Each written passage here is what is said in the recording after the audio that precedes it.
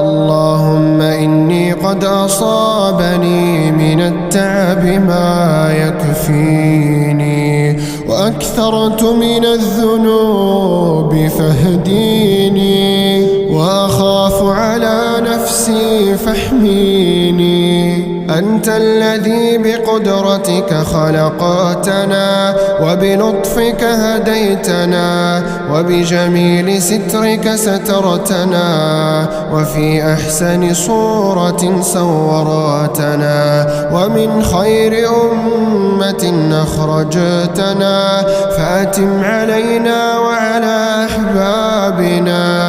اللهم من اعتز بك فلن يذل، ومن اهتدى بك فلن يضل، ومن استكثر بك فلن يقل، ومن استقوى بك فلن يضع.